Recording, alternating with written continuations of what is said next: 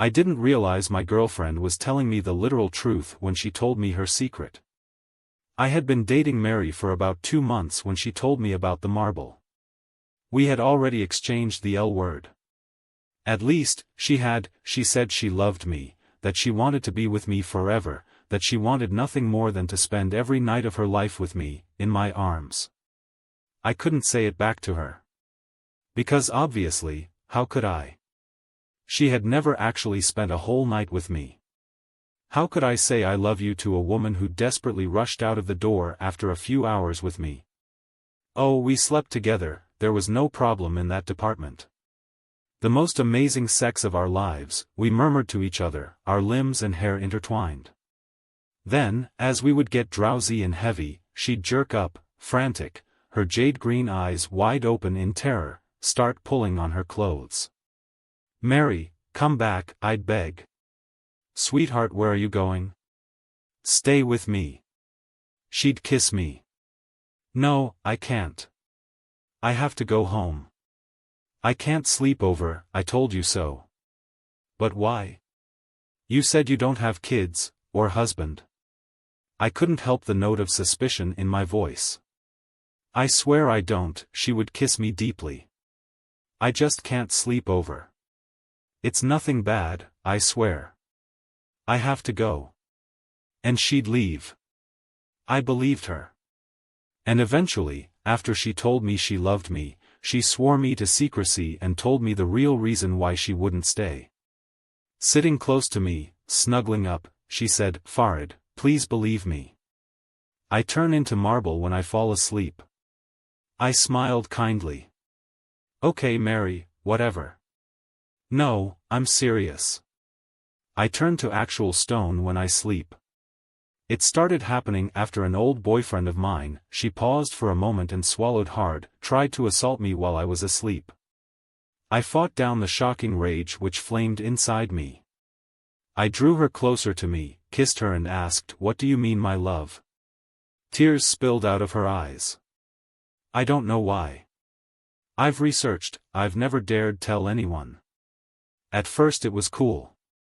Then, that's how I knew, I started dating again, and it happened the first night I slept over with the new boyfriend, Barry.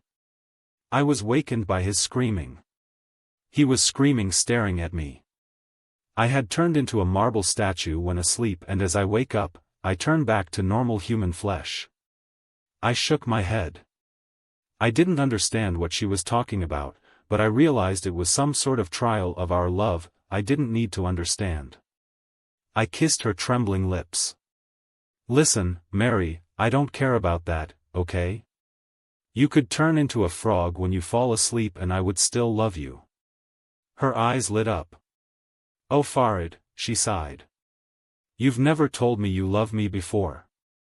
I kissed her again. "I haven't? How remiss of me. I'm telling you now. I love you, Mary." She started crying. I thought it was from joy, but thinking back to that night, I realize it was from relief. You don't understand, she sobbed, how terrified I was of losing you.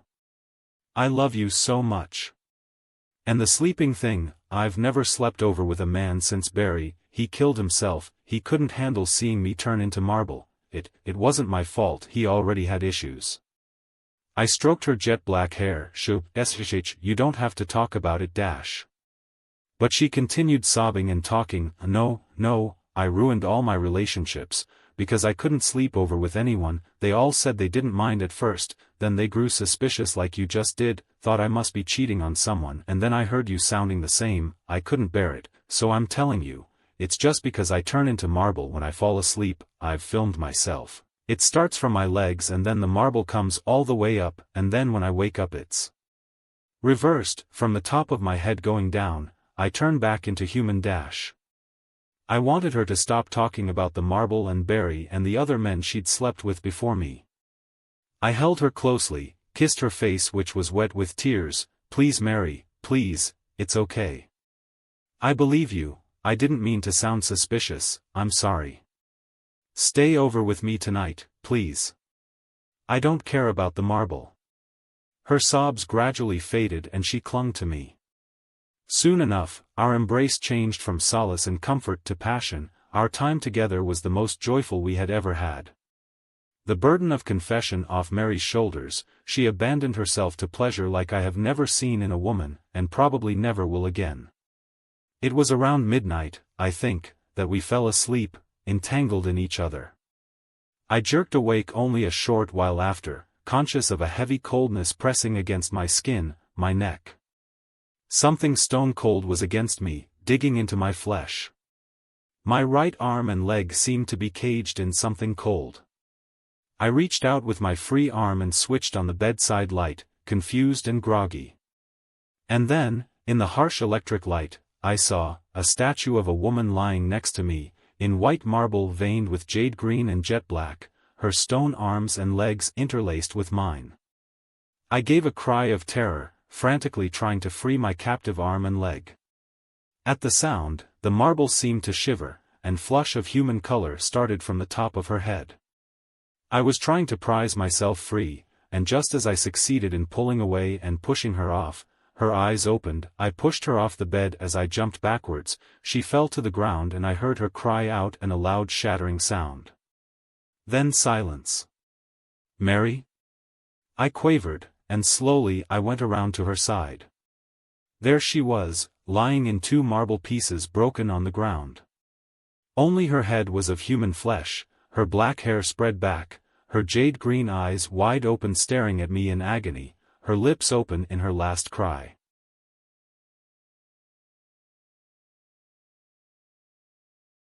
Ready for more? Here's another wild one that'll blow your mind. My son and I built a free library in our front yard. Someone left a book in it. My neighborhood isn't your cliché movie neighborhood. The lawns aren't perfect, kids don't leave bikes lying around on the sidewalks, and neighbors don't smile and wave as you drive by. We all kind of mind our own business, for the most part. To be honest, I don't think I've ever had a conversation with any one of my neighbors. But to my defense, my neighborhood isn't built like a traditional neighborhood. I live in Castro Valley. Emphasis on the valley. The entire town is built on hills. The block I live on resembles more of a roller coaster than a street. I wish I could say you get used to living like this, but you don't. My house is smack in the middle of a hill, and after a decade of living here, I've discovered that I'm a house half uphill kind of guy. My 10-year-old son, Cooper, loves it here. There's a single-screen movie theater down the street, next door to that is a comic book shop, across the street is an ice cream parlor, and a few blocks over is Golfland. I'm convinced that Castro Valley was designed by a child. Cooper had overheard my wife and I talking about how unfriendly our neighborhood felt, and he had an idea of how we could do our part in fixing it. When he visits my mother-in-law, they like to go on walks. I guess a neighbor of hers has one of those little free library things in their front yard. The mailbox-looking thing that the owner fills with books, and anyone walking by is encouraged to trade one of their own books for one in the library. Cooper said we could fill it with all of our favorite books, so our neighbors could get to know us a little better. He had spring break coming up, and I had vacation days lying around, so I planned on taking the week off to spend with him. I figured building the library was a great opportunity for a father-son project. The sun was setting, and admittedly, it may have taken a little longer than anticipated to build, but there it was nonetheless. We took a step back and admired the little library that was now standing firmly in our yard. I handed him a paintbrush and told him that all the library was missing was a name. He gave it some thought, then started with the brush. When he moved away, I could see that he painted Green Ridge Road Library in big green letters. Fittingly named after the street we live on. The next day, I peeled myself off of my mattress and dragged my feet into the kitchen. Cooper was sitting on the couch, fully dressed, shoes tied, hair brushed, ready to go.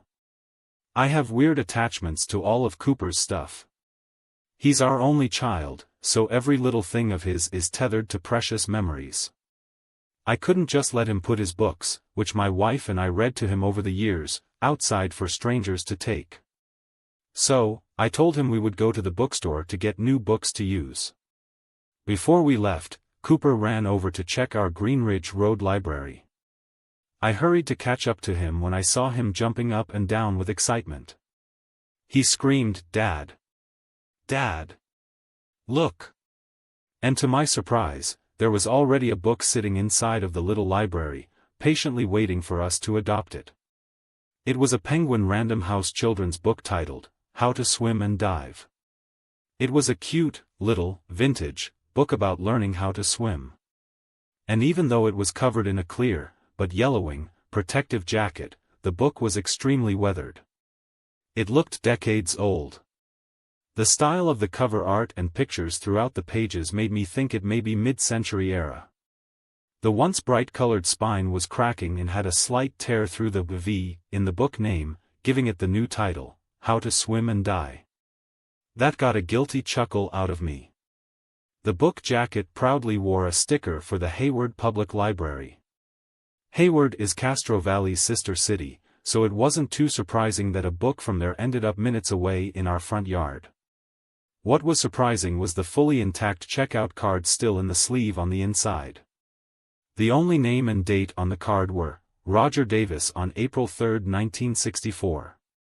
Out of curiosity, I googled the name Roger Davis. Facebook and LinkedIn profiles popped up, all of smiling young men that were half of the age my Roger Davis would be today. I tried to narrow the search down by adding, California, but no luck. I'm old enough to remember life before the internet, so I went to scavenge for the Yellow Pages book that I thought we still had somewhere. If I had given it any real thought, I would have remembered that we got rid of our last one about 5 spring cleanings ago. I figured this would be the perfect time to introduce my son to the public library system. I told Cooper that we could go to the Hayward Library, since that was where the book was originally from. And we could maybe even see if they could look up any information on Roger Davis. Although he was incredibly eager to get inside and work the case, Cooper still held the library door open for the fragile moving old man walking behind us. The librarian glared at me over the top of her thick lenses, with an, "Are you serious?" look on her face. She sighed and lectured me on why she couldn't share the private information of their members, even if they had it. Which they didn't. Those records were long gone.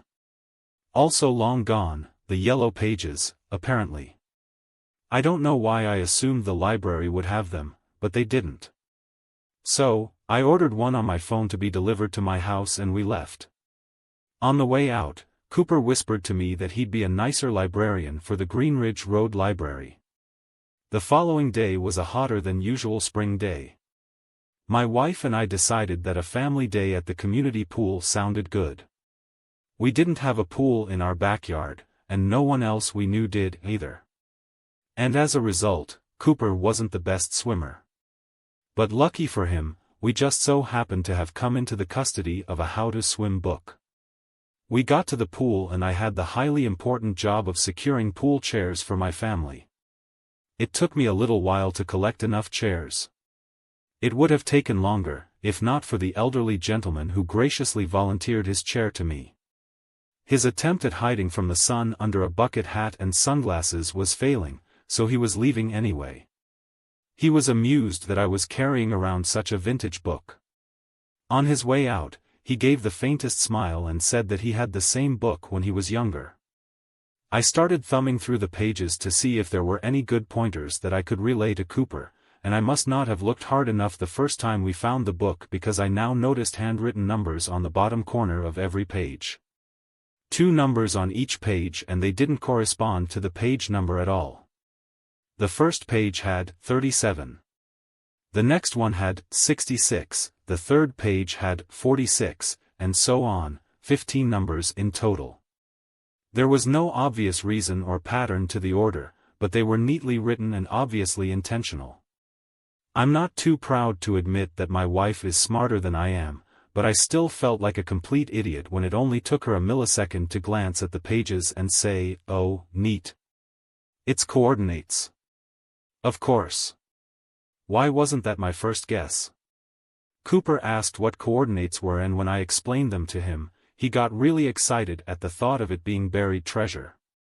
That excitement soured to disappointment when I shot down his proposal to go chase the coordinates that exact minute. I told him we could go the following day, and then hit the biggest cannonball he's ever seen as a distraction. Cooper shook me until I fully woke up. He wouldn't stop until I had Google Maps open. He watched with anticipation as I typed in each number of the coordinates. The pin dropped into a cluster of trees, a little ways off of the Ward Creek walking trail in the Hayward Hills. To his delight, it was only a 10-minute drive away. Cooper was so excited walking that trail. He's not an introvert, but he rarely talks to strangers. That day, he was waving and saying hi to everyone we crossed paths with. The family walking their dog got a hey from Cooper. He said, "Have a nice day," to the pale-haired, old man that was catching his breath on a bench. One jogger even got a high five from Cooper. I couldn't help but feel like an irresponsible parent when we reached the point of the walkway that we had to diverge off of to get to the coordinates. It didn't seem like the safest trek for a 10-year-old to make, but I couldn't stomach telling him that he couldn't see this through. As we approached the coordinates, I could make out glimpses of unnatural colors in the distance. At first, I thought it was a group of people, and slid Cooper behind me as we walked up. Standing directly on top of the coordinates, we were dead center to a group of trees. On each tree was a T-shirt nailed to it, creating a surrounding audience. The shirts were small, like they'd fit Cooper. 6 in total. Vintage, Ringer-style shirts with red trim and matching red font that read, "Hayward Plunge." On the inside tags, I could make out handwritten names: John, Henry, Susie, Wayne, Donna, and Jackie. I had no idea what Hayward Plunge meant or who these names belonged to, but that didn't really matter. I was full on panicking. My fight or flight was in high gear. This wasn't the innocent treasure hunt we thought it would be. This was wrong, very wrong. I was wrong to bring my son here. I played enough high school football to know what dried blood stains looked like on fabric. I didn't want to let Cooper see the concern on my face, and I knew he was on the verge of asking if we could start digging for the treasure that he thought was beneath us. I needed to get him out of there as soon as possible. I tried to drum up fake enthusiasm and say we needed to celebrate us making it to the finish line. I told him we deserved ice cream for our hard work. He wasn't ready to leave until I told him he could get as many scoops and toppings as he wanted. Luckily, that was enough to get him out of there. I thought a night of sleep would help distance me from the kids' shirts on the trees, but it didn't. It was on my mind as I got out of bed, and as I made my coffee, and was very prominently on my mind as I stood at the front room window watching my own child play in the front yard. I watched him look under rocks for bugs, and lay in the grass, and eventually check the Green Ridge Road Library. Then, I watched him run into the house holding a stack of books. He proudly laid them out on display. My stomach turned as I realized they were more vintage books. Artwork and color palettes from an era long gone. Titles like The Clumsy Cowboy and Hurry Up, Slowpoke. I peeked over his shoulder as he grabbed one and skimmed through the pages. On the inside cover, read the generic "This book belongs to" with Wayne scribbled under it. For the last 24 hours, 6 names have been playing on a loop in my head. Wayne was one of them. I grabbed a different book and opened it, Susie. I didn't need to grab any more, I already knew what I'd find. But I did anyway. One inside cover after the other, John, then Jackie, then Henry, and finally Donna. I was ready to tear the Green Ridge Road Library out of the ground at this point. I scoured through my Ring notifications. Ever since we installed the library, it seemed like all of Castro Valley stops by and looks through it. I had hundreds of clips of people in front of it. It could have been any one of them. I dissected each clip to see if I could find who left the books. The problem was that the library was positioned in a way that the camera couldn't see if someone was taking or placing books. To be honest, this made me incredibly skeptical of my neighbors. Was it the dad walking his kids? The moms pushing strollers? The dog walker group? The mailman? I gave up the hunt and set my phone on my lap as the clips continued playing. At this point, I was fully losing it. I don't know why this upset me as much as it did. It's not like someone is putting inappropriate material in the library. No one was committing crimes. It was just weird and creepy. I thought maybe it was an elaborate prank. I was willing to accept it as a prank and move on. When I picked up my phone, it was halfway through a clip. There was no one in front of the Green Ridge Road Library, or my house. So, I was confused as to why this was recorded. Then in the corner of the frame, I noticed an old man, standing across the street, and looking at the library. He remained still for an uncomfortable amount of time before turning and leaving. The video was super grainy and he was so far away that I couldn't make out any details of his face. It felt strange, though. This was enough to make me want to solve all of this, simply so I could feel like my family was safe in our home. I tried to take inventory of all the information I had. The books, the names, the year on the library card, the coordinates, and the blood-stained shirts on the trees. Shirts that had text on them. Hayward Plunge. I typed the phrase into a search bar. The first suggestion was a link to the Hayward Parks and Rec website. To the right of that was a small collage consisting of a map, street view, and picture of the inside of a building. Built in 1936, the Hayward Plunge is an indoor swimming facility. It's essentially one big pool inside of a hangar-like structure. Additionally, after seeing the map of where the plunge was located, I realized the trail that I was just on the other day ran directly behind the building. Finally, things were starting to click. I was waiting at the front desk as the teenager working it went off to get the manager. I felt a little foolish, but at this point, there was no way I could leave this thread loose. The manager came walking up and asked how they could help me. I took a deep breath and made the jump. I explained how I came into possession of Roger Davis's swim instruction book, how it led me to the trail, and to the displayed Hayward Plunge shirts. Which all brought me there to speak with her. I don't know what I was expecting. It was a lot of random information to unload on an unsuspecting stranger. I for sure wasn't expecting the manager's face to drop like it did. She paused for a second, then asked, "Could we talk in my office?" I took a seat at the desk across from her. She didn't hesitate. She said, "Back in the day there was a small beginner swimming class that had some students who went missing." That was chilling enough, but she continued. This was in the 60s, so they didn't have camera surveillance or anything like that. The Hayward PD didn't have any evidence of who took the kids or where the kids went. I didn't know what to say. I didn't need to say anything, because she wasn't done. This time needing a little more strength, eventually pushing out, "It's like an urban legend around here, so take it with a grain of salt, but people say their swim instructor had something to do with the missing kids." I could see it in her eyes before her words came out. I knew what was coming next. She looked me dead in the eye and said, "The instructor, his name was Roger." Everything was still spinning when I strapped my seatbelt in, and it didn't stop during the drive home. What did I invite to my home? What danger did I put my son in? Who or where was Roger Davis? That last question would be answered a lot quicker than I anticipated. Waiting for me at our front door was the gigantic waste of paper that is, the Yellow Pages. It made a huge thud on my kitchen table when I set it down to grab a beer.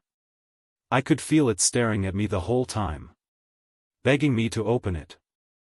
I knew I had to, but I really didn't want to. I was already fed up with this whole situation. It had escalated to points that I was not prepared for. I looked back at the Yellow Pages. It was just sitting there. I took a swig of beer and said fuck it. I found the residence section and made my way to the names under D.